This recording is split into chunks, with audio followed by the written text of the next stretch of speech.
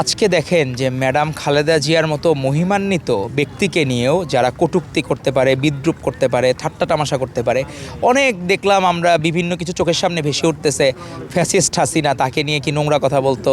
তারপরে আমরা মুরাদের নামের আগে বিশেষণ ছিল, আগে তো বলতো শুধু টাকলা মুরাদ, কিন্তু শুধু টাকলা না, নারী লিপসু, নারী লোভী, আরও বাটপার, চাঁদাবাজ, এরকম মুরাদ যাদেরকে মন্ত্রী বানিয়েছিল।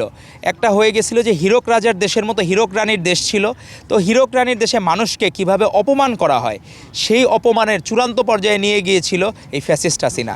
আজকে যখন সে আমাদের এই বিষয়গুলো নিয়ে ম্যাডামের জন্য মায়াকান্না দেখায়, তখন আমাদের ক্রোকোডাইল টিয়ার্স মনে হয় যে এই জায়গায় আজকে ফ্যাসিস্ট হাসিনাই তার মৃত্যুর জন্য দায়ী। কারণ উনি নিজে ইনিশিয়েশন দিয়েছেন। কারণ ম্যাডাম যখন 18 সালে জেলখানায় যাওয়ার আগে 8 ফেব্রুয়ারি কিন্তু সুস্থ ছিলেন, তো ওনার এত ডিজিজ, যার কোনো দিন কোনো লিভার ডিজিজ নাই, হুট করে একটা মানুষের তো লিভার ডিজিজ হতে পারে না।